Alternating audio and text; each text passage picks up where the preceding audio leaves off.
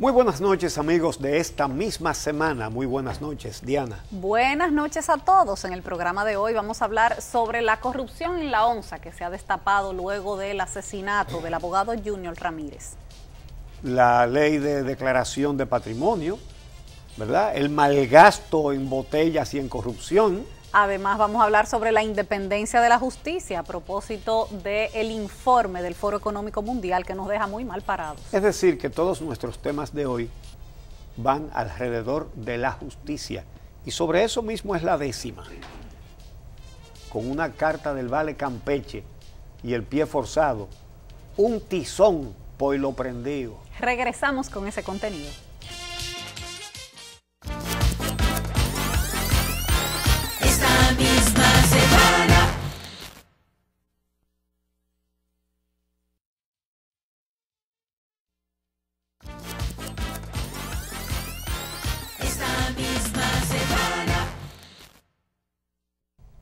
Esta semana varios de los temas más importantes giran alrededor de la justicia y en este caso la corrupción que se ha destapado en la ONSA tras el asesinato del abogado Junior Ramírez y las implicaciones detrás de este hecho de sangre. Esta semana estábamos pendientes de la acusación contra el contratista de la ONSA, Eddie Santana Zorrilla, y cuáles eran los cargos que le iban a formular, porque la familia del fallecido pedía que fuera incluido en el expediente por asesinato.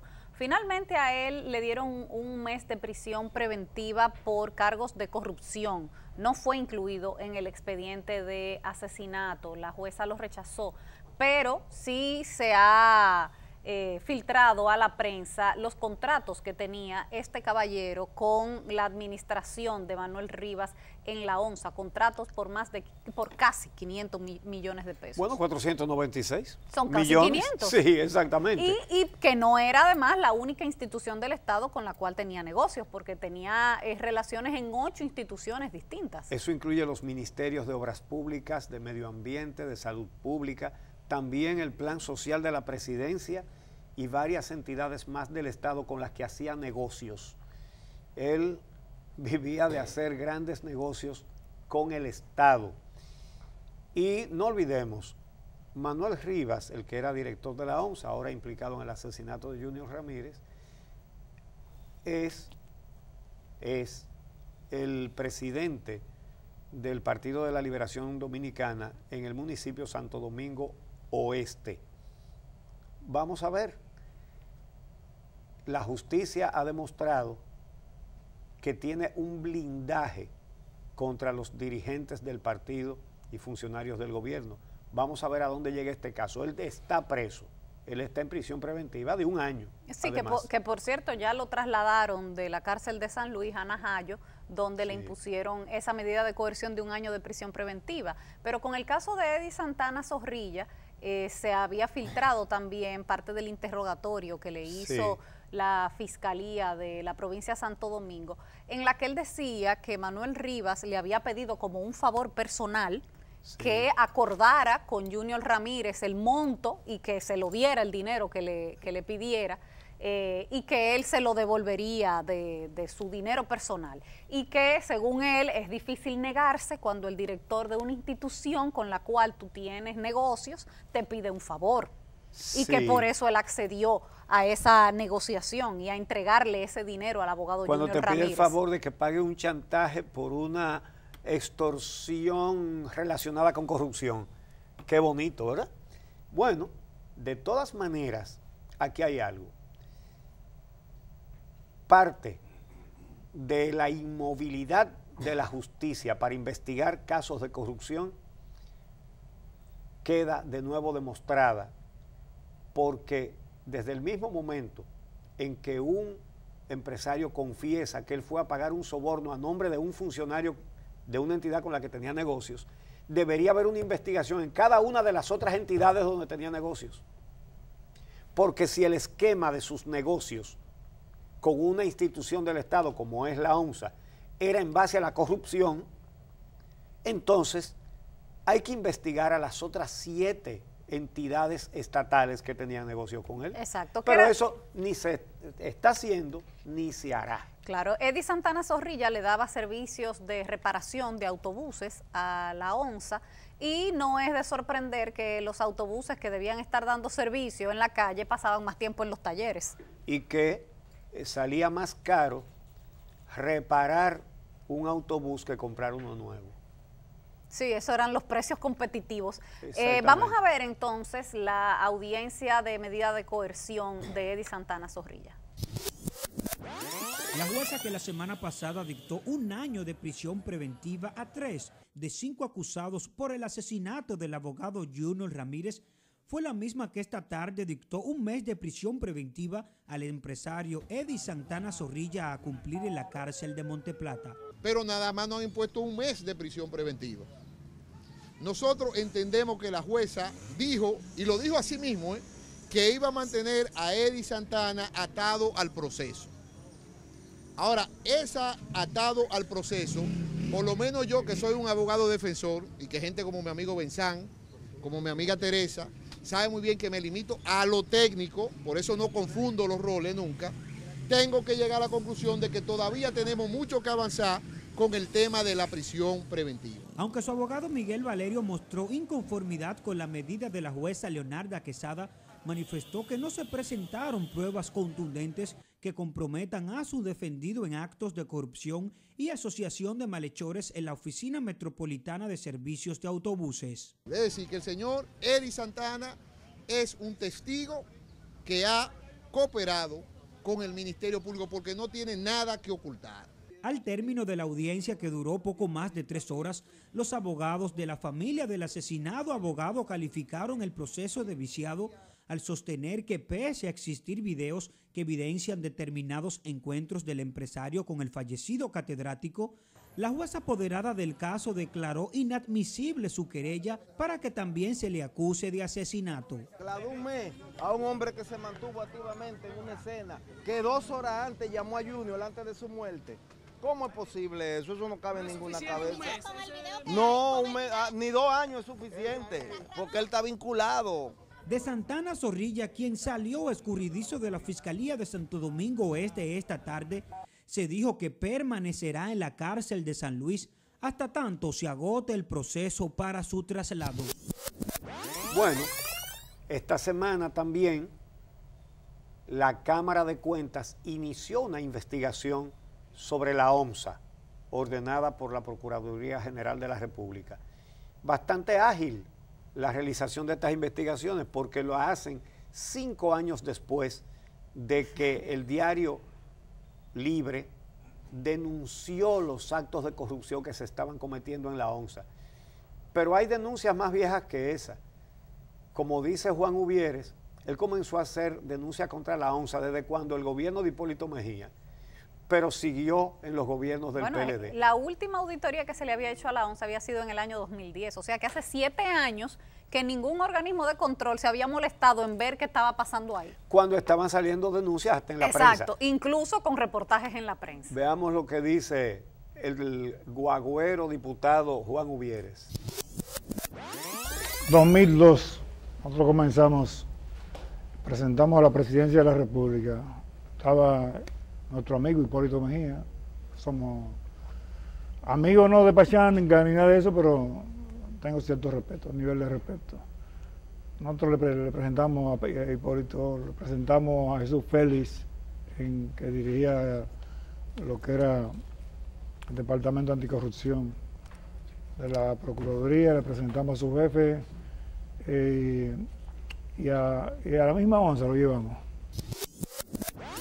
Bueno, ahí está la opinión de Juan Uvieres. Y mira que la Cámara de Cuentas, que ha dicho que no tiene recursos para auditar Odebrecht, encontró 10 auditores para la ONSA. Sí. A lo mejor cuando esos 10 auditores terminen el trabajo de la ONSA, ¿pueden ponerse con lo de Odebrecht? No, ¿que fue antes? No, lo de Odebrecht nunca podrá ser auditado porque saben perfectamente todas las sobrevaluaciones que van a encontrar, pero saben también las complicidades que van a encontrar de personajes muy, pero muy importantes. Bueno, a propósito del dinero que se lleva a la corrupción, vamos a hacer una pausa y cuando regresemos vamos a hablar sobre ese informe de Oxfam que habla del malgasto, lo que se lleva la corrupción, las botellas, la duplicidad de instituciones públicas en el aparato del Estado y también sobre una denuncia hecha por el Centro Juan 23. Judicial sobre la declaración jurada de patrimonio. Ya volvemos.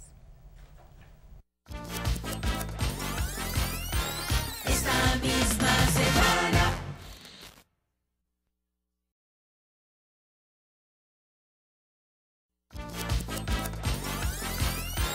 Esta misma semana. Esta semana tuvo lugar un hecho muy importante y muy positivo relacionado con la justicia, puesto que hay un blindaje para que los casos de corrupción no lleguen a la justicia y si llegan, que no pasen. Los ciudadanos pueden sustituir al Ministerio Público. El Centro Juan 23 depositó ante la Procuraduría General de la República una denuncia contra 82 diputados nuevos y también salientes por presunción de enriquecimiento ilícito, como lo califica la Ley de Declaración Jurada de Patrimonio, a todos los funcionarios que no presentan esa declaración en el plazo de un mes, tanto los que se juramentan como legisladores, así como los que dejan de serlo, tienen un mes para presentar una declaración jurada de patrimonio. Y ellos pidieron la lista de todos los que no lo han hecho. Sí, se lo la pidieron, Cámara de Cuentas se la dio. Exactamente. Y los sometieron a la justicia.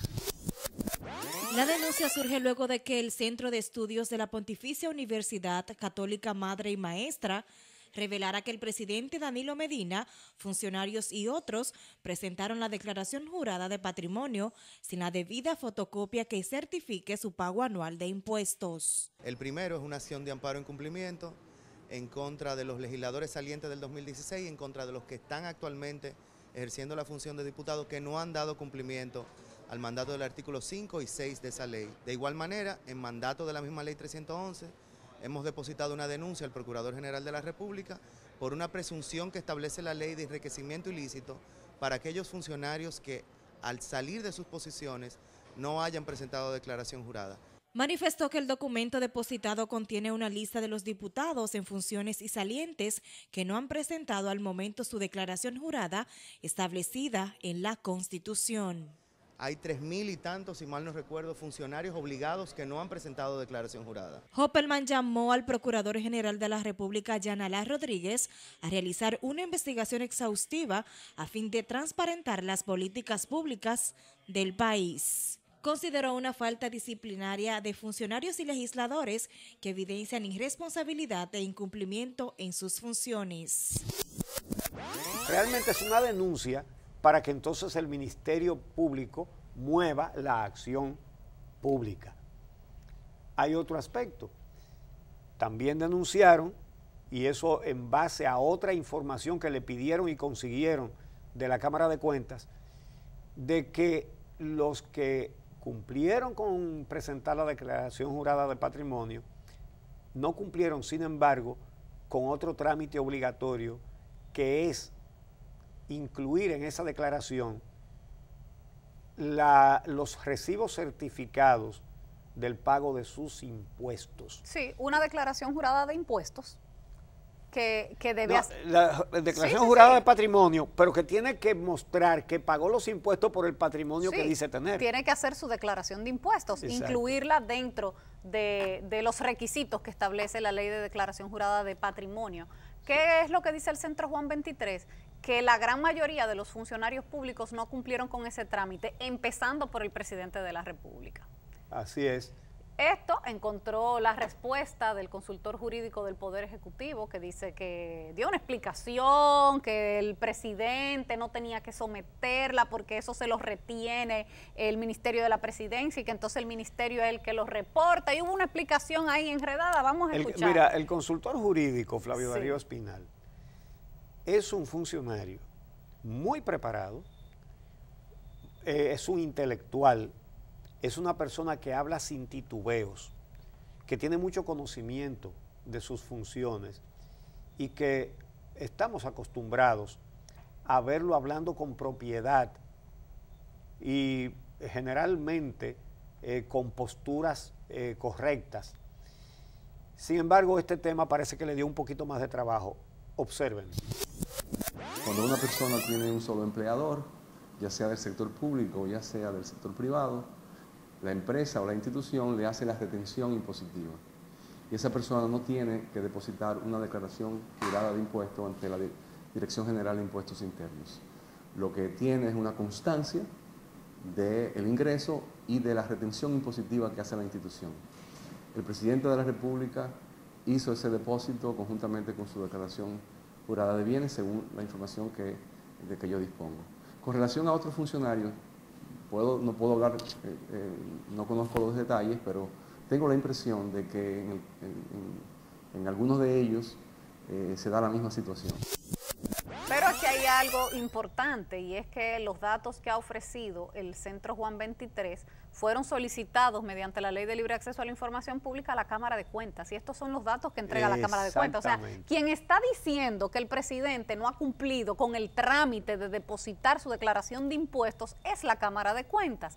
Quien está diciendo que 82 diputados no han cumplido con todos los requisitos de su declaración jurada de patrimonio es la Cámara de Cuentas. El Centro Juan 23 lo único que está haciendo es mostrándolo a la luz pública. Eso lo explica Jorge Aguayo, expresidente del Centro Juan 23 y quien estuvo en el programa El Día. La ley de declaración jurada dice que junto con la declaración los funcionarios tienen que entregar copia de su declaración ante la DGI. Y la Cámara de Cuentas le pedimos, dinos quiénes entregaron su declaración ante la DGI junto con su declaración jurada de patrimonio. Y nos dieron un listado, estos sí, estos no. Y lo que publicamos, la propia Cámara de Cuentas. Y lo que publicamos que no lo han entregado. Fue información oficial. Sí, fue información oficial proporcionada por la Cámara de Cuentas. Pero lo que han alegado algunos de ellos es que como ellos lo único que tienen es un sueldo del Estado, que a ellos les descuentan sus impuestos en el cheque. Aquí me voy a meter un poquito a lo hondo, porque yo no soy abogado, pero la situación es la siguiente. El Código Tributario es del año 92, que es el que establece que los asalariados, cuyo único ingreso proviene de un patrón que hace las retenciones, no tienen que presentar declaración. La Ley de Declaración Jurada de Patrimonio es del 2014, o sea que es posterior al Código Tributario, y en la Ley de Declaración Jurada de Patrimonio dice que tiene que presentarse una certificación de una declaración que tiene que haberse hecho ante la DGI. Por lo tanto, esa ley, al ser posterior, manda de manera indirecta a los funcionarios a presentar su declaración ante la DGI. En caso de que de hecho no fuera necesario, tiene que presentarse una certificación que la DGI emite de los impuestos que tú has pagado como asalariado. O sea que no es quedarse en blanco y no hacer nada, sino que hay dos elementos diferentes que aplicarían en ese caso. Ahora, lo más llamativo, lo más curioso, es que algunos diputados dicen que ellos no sabían que sus expedientes estaban incompletos. Resulta que la ley de declaración jurada de patrimonio, ¿quién la aprueba? Los diputados. Ellos mismos. Incluso muchos de los que no cumplieron son repitientes, es decir, que eran diputados cuando se aprobó la ley. Todos los que salieron también la aprobaron, ¿verdad? Sí. Y no conocen la ley que ellos mismos aprobaron. Saben ustedes que es obligación de cada ciudadano conocer las leyes, porque hay un principio jurídico que dice que nadie puede ignorar ignorancia de la ley. Usted no puede decir, por ejemplo... Y que me pasé en rojo porque yo no sabía que eso no se podía. Exacto. O lo maté porque yo no sabía que eso estaba prohibido, matar a uno. Nadie puede alegar ignorancia de la ley, pero muchísimo menos puede negarlo el que hizo la ley. Claro. Escuche. Yo deposité mi declaración jurada y después hice las enmiendas correspondientes. Si tengo algo pendiente, algún impuesto, lo chequearé. Que es importante que así como se está tocando ese tema, de observar los que no lo han hecho, yo también tengo para decirle que le den seguimiento a esas declaraciones juradas. que mi nombre no puede aparecer ahí cuando yo tengo mi acuse de recibo y tengo también mi copia original. Había que depositarlo en original y la declaración no entró al sistema como recibida. Eso fue todo. Pero esta situación de las declaraciones juradas de patrimonio de funcionarios y legisladores también revela otro aspecto, y es que nadie le da seguimiento a las declaraciones que presentan los funcionarios públicos. O sea, nadie, usted puede presentar un expediente incompleto y en la Cámara de Cuentas nadie le requiere a usted que complete eso. Puede Porque oye esa explicación de los diputados, ay, no sabíamos que estaban incompletos los expedientes. O sea que nadie se sentó de verdad en la Cámara de Cuentas a ver si a alguno de esos diputados le faltaba algún papel ahí. Eso está en una gaveta. O sea, todo lo que ellos entregan se da por bueno y válido. Pero ahí está el caso de Diandino Peña. Exacto, exactamente. Que todavía no le han hecho la investigación. A pesar de que se le solicitó a la Cámara de Cuentas. Simplemente lo quitaron. Y nada más. Y ya. No hay más consecuencias. Bueno, la organización Oxfam, organización internacional, presentó un informe sobre las irregularidades que presenta la administración pública en nuestra economía y critica la corrupción, critica también las botellas, el gasto público y hace una evaluación de cuánto significa eso. Pero esa evaluación, de antemano tenemos que decir que es muy prudente. Realmente se queda muy por debajo. ¿Por qué? Porque como Oxfam es una organización internacional, solo puede citar datos que estén comprobados. Sí, figúrense ustedes, hablando de corrupción y de botellas aquí. Ellos solo pueden contabilizar los casos que han salido a la luz pública, pero y toda la corrupción que nunca se sabe. Exactamente. Como por ejemplo esta de ahora de la onza, que se viene a saber porque hubo un muerto. Si no hubiera habido un muerto, nadie supiera nada. Exactamente. Entonces, dice Oxfam que el gobierno malgasta 90,000 millones de pesos en botellas cada año. En botellas, en corrupción y en duplicidad de instituciones públicas, pero la corrupción específicamente 26,000 millones y las botellas 39,000 millones de pesos. Exactamente, vamos a ver. Botellas, de la cantidad de gente cobrando del Estado sin trabajar. Ustedes también hicieron un cálculo de esto. Sí, y de hecho es el que más volumen de recursos se lleva según nuestra estimación, más volumen de recursos malgasta. O sea, nosotros hemos costeado que se podría ahorrar alrededor de 39,000 millones de pesos al año. O sea, es el que más, según nuestra estimación, esta práctica es la que más recursos está robando a los derechos dentro del presupuesto nacional. ¿Cómo calcularon eso? Bueno, es también dificilísimo de calcular y de hecho por eso muy a menudo ha sido un reto sacar números sobre esto, porque ameritaría una auditoría de institución por institución. Solo el Estado puede llegar a calcular efectivamente cuánto... Y la Cámara de Cuentas no tiene dinero para auditar. Exactamente, porque se va también en otras cosas que no debería irse, ¿no? Entonces, nosotros hemos estimado que un 1.1% del PIB, 39,000 millones al año, dinero suficiente para poner en marcha una política habitacional que responda al déficit habitacional, por ejemplo, que afecta al 70% de la población en República Dominicana, se pierde en este uso político de la nómina pública. O sea, no hay que resaltar, o sea, han salido casos vergonzosos a los medios de comunicación, por ejemplo, lo que fueron las nóminas CB. Sí. Más de 20,000 miembros de los comités de base del PLD estaban cobrando en instituciones públicas.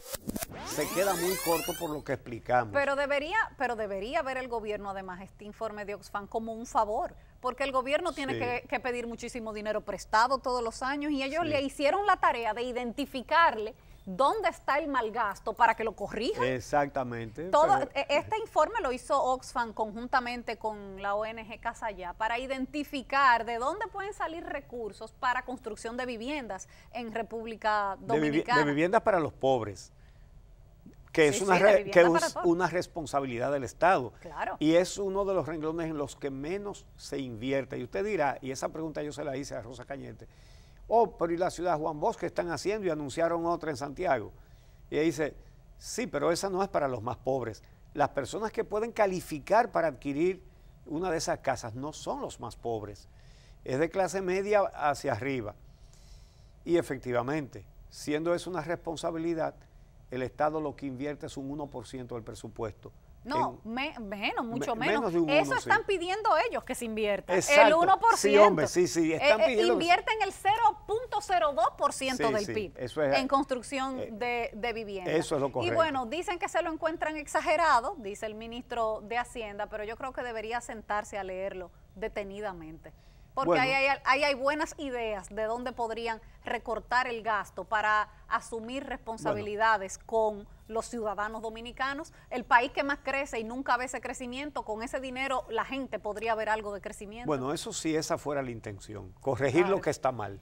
Corregir lo Bueno, que está vamos mal. a ver, en el próximo segmento, vamos a ver la encuesta mundial del Foro Económico Mundial sobre el grado de independencia de la justicia de cada país. ay, ¿Y qué mal cómo parados. quedamos nosotros?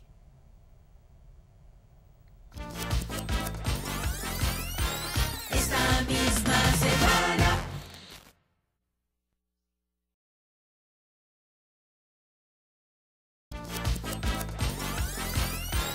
Esta misma semana. El Foro Económico Mundial hizo una encuesta que hace cíclicamente sobre el grado de independencia de la justicia de cada país. Evaluaron 137 países. Es una vergüenza, mas no una sorpresa, el lugar que ocupa la República Dominicana, el lugar 130 de 137. Incluso por debajo de Haití. Haití, que está en la cola también, pero está en Sí. el lugar 126 y nosotros en el lugar 130. Nos lleva 10 puestos. No, nos lleva a 4 Nos puestos. lleva 4 puestos, exactamente. Y hay 7 por debajo de nosotros, nada más. Entonces, claro, eso para nosotros no es sorpresa. Pero vamos a ver la reacción del presidente de la Suprema Corte de Justicia, el magistrado Mariano Germán. No pongo en duda los informes, pero no creo en los informes como creo en Dios. Bueno, vamos a ver eso.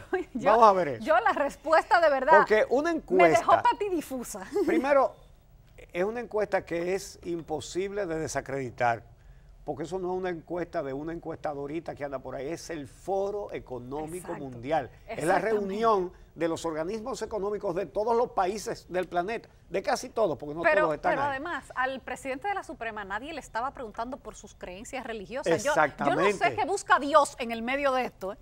¿Qué Exactamente. es lo que busca Dios aquí? Porque él dice que cree más en Dios. Yo me pregunto si Dios creerá más en el Foro Económico Mundial o en Mariano Germán. O en él, exacto. Exactamente. Entonces, pero además, alguien en la encuesta incluyeron alguna pregunta a Dios. No. Lo encuestaron a Dios. No. La verdad es que es una salida muy pobre Sí. a ese informe que deja muy mal parada a la justicia dominicana. Pero él dijo más, porque él dijo que el sistema de justicia dominicano no colapsará. Óyeme, optimista. Sí, ¿Tú muy sabes por qué? optimista. Porque colapsó hace rato. Exacto, Y él el no se ha dado presidente de la cuenta. Suprema Corte no se ha dado cuenta cuando él mismo sabe que él es un ejemplo de ese colapso, puesto que cuando se estaba investigando a la jueza Wilda Reyes Beltré, ella confesó que le cobró al ex regidor Erickson de los Santos, acusado de 8 asesinatos, que es un guagüero, de 8 asesinatos, y que ella le recibió dinero para darle la libertad. Eso se descubrió en el momento en que se la iban a dar y se quedó en la cárcel, pero entregó dinero. Y cuando ella le confesó eso al presidente de la Suprema Corte, él la mandó a su apartamento, al apartamento de ella, acompañada de 2 miembros del Consejo del Poder Judicial, a buscar el dinero porque ella dijo que lo tenía en su casa. Y regresaron, ella con un bolso en el cual tenía el dinero. Sacaron el dinero del bolso, lo pusieron sobre el escritorio del presidente de la Suprema. Le tomaron fotos, lo contaron, lo volvieron a poner en el bolso y él le devolvió el bolso con el dinero a la jueza que había cobrado por libertad a un acusado de asesinato. Le devolvió el soborno. Entonces, ¿y tú sabes lo que significa eso? Un juez que le devuelve al delincuente el cuerpo del delito. Eso no lo haría ni el juez más novato, ni el de menos ni el juez de paz de menos conocimiento y categoría, ni aquí ni en ninguna otra parte del mundo, pero lo hizo el presidente de la Suprema Corte de Justicia, causando que la gente pensara, bueno, lo que pasa es que esa juez sabía muchas cosas y era mejor que las cosas se quedaran así. Pero es que ahora mismo, actualmente, tenemos casos que muestran ese colapso de la justicia. Pero si ese hecho que le toca a él directamente no es el colapso de la justicia, ¿qué cosa lo va a hacer? Bueno, el de Quirinito, por ejemplo. Sí, bueno. El caso de Quirinito, donde tuvo que haber la complicidad de todo el mundo a todos los niveles dentro del aparato de la justicia, de fiscales, de jueces, médicos legistas, de todo el mundo. Ahí tuvo que participar todo el mundo para que eso fuera posible. Para que se hicieran todas las maromas que se hicieron sin que se supiera. Se vino a saber muchos días después por unos periodistas en San Francisco de la supuesta muerte. Exactamente. Pero hay algo, y es que inspectores del nuevo modelo penitenciario fueron al día siguiente de la supuesta muerte, es decir, que las autoridades al menos 24 horas después se enteraron de que lo habían muerto. Porque no lo mataron. No, ahí hay cosas no a lo todos mataron, los niveles. lo murieron. Sí.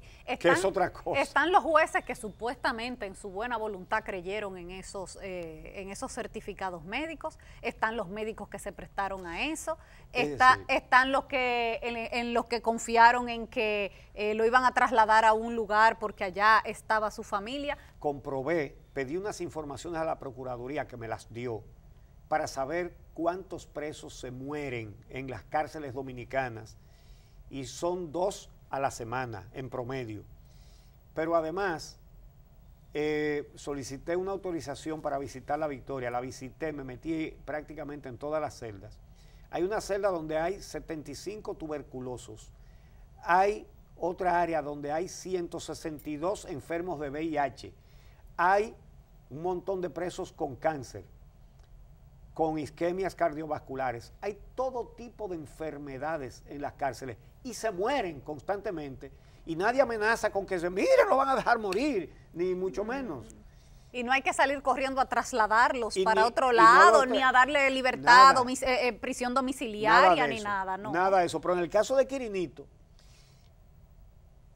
examinaron a otro preso que sí tiene cáncer en la lengua, pero mientras que Quirinito es un bueycito así, muy fornido, el preso que buscaron, que está enfermo de cáncer de verdad, es un esqueleto.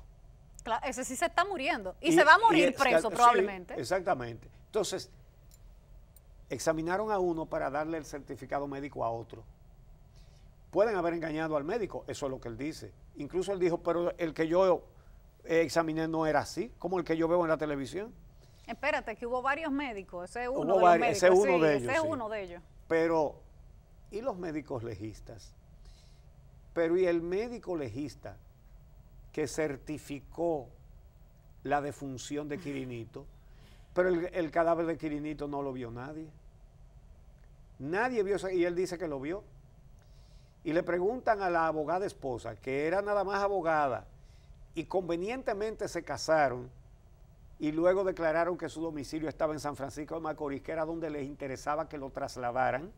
Sí, ¿qué había en San Francisco? Quizás una juez no muy prevenida, y entonces ahí lograron que esa juez le diera prisión domiciliaria para ello irse a un apartamento en el cual él se murió, solamente lo vio la esposa y el médico legista, abogada, y el médico legista dice que vio el cadáver y certificó la defunción. Y después fue a gestionar la homologación, cosa que nunca había hecho ningún médico legista. Bueno, pero el juez Willy de Jesús, que compareció finalmente esta semana al interrogatorio, que decía que eso era de rutina, bueno, era de rutina para él, porque este no es el primer criminal que él traslada o suelta basándose en unos certificados médicos. Recordemos el caso de Priscila, la sicaria de Florian Félix, que estaba condenada por asesinato y que supuestamente estaba paralítica, y como estaba paralítica, él le concedió la prisión domiciliaria porque ella estaba muy mal, se estaba muriendo, y apenas 2 años después la agarraron en una finca, en un sembradío de marihuana, en acciones del narcotráfico, muy de pie, muy de pie y muy parada. Difícil que meter una silla de ruedas en una loma y en una plantación. Eso es difícil. Entonces, ¿qué es lo que tenemos?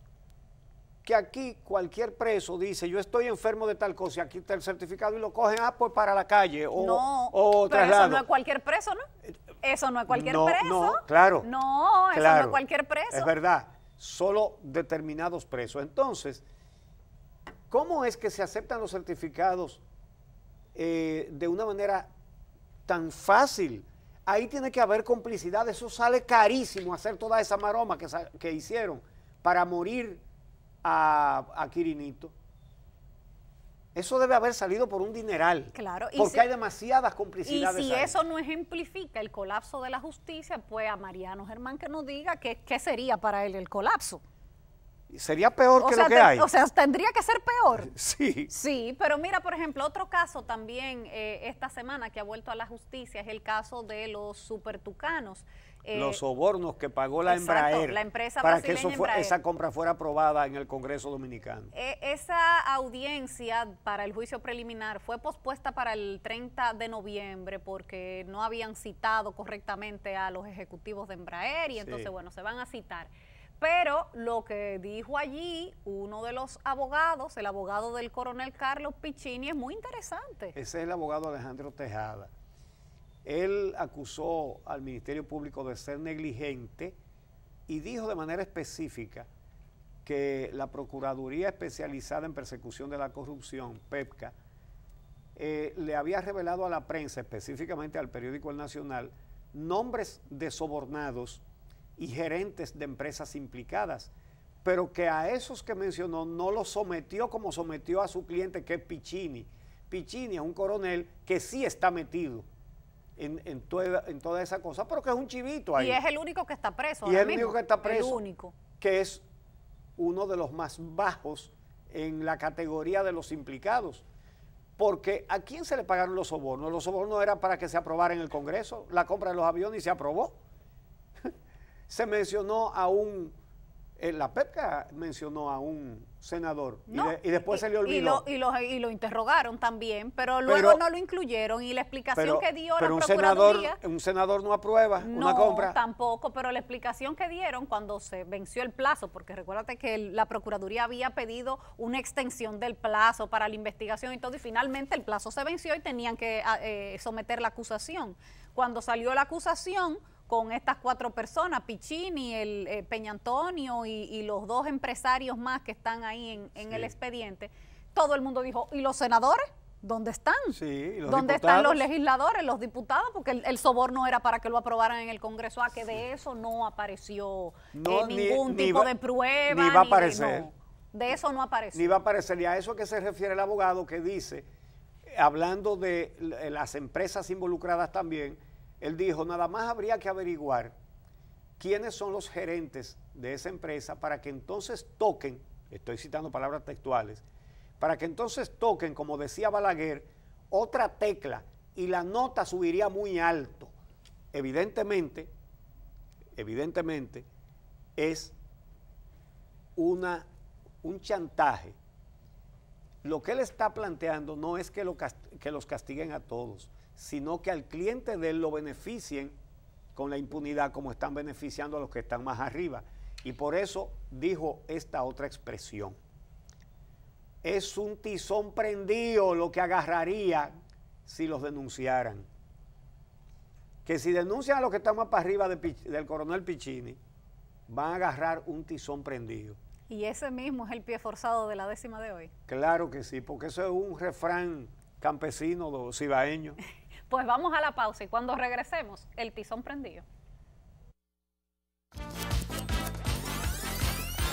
Esta misma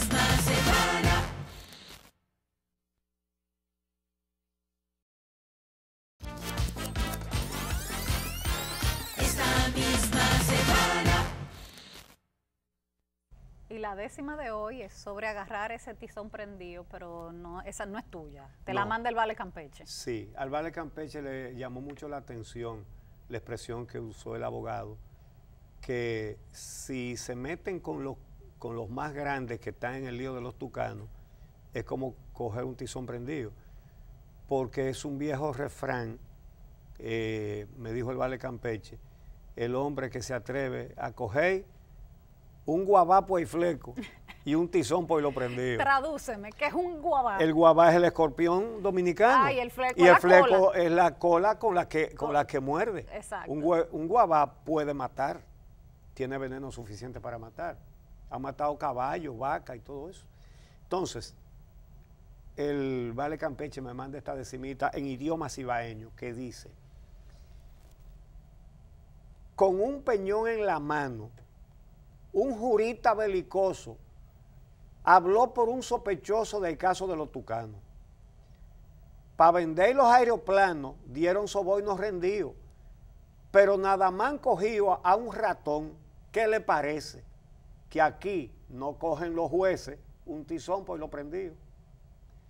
El abogado, por eso, anunció que se dispone a jalar los jorocones al medio de ese proceso. Que si un chivito está preso y no hay jefe sometido, Eddie que va a ser un lío llevándolo al tribunal, que nunca quiere agarrar un tizón por lo prendido. Lo que él busca en realidad es que esta justicia tuerta ahí también le abra la puerta con la misma impunidad. Chantaje, esa es la verdad, a este sistema podrido, que baje y fuerte con brío, hay pobre, pero hay de preco, no coge un guabapo y fleco ni un tizón por lo prendido. La compra de esos aviones la aproban en el Congreso y usted no ve en el proceso jugando a los jorocones. Tras las rejas no lo pone este sistema pedido, que siempre se ve dormido, digamos, cuando conviene, pues gane coger no tiene un tizón por lo prendido. Odebrecht, Onza, Tucano, COIDE, Obra Pública y sea. Quien no quiera ver, no vea este hediondo pantano.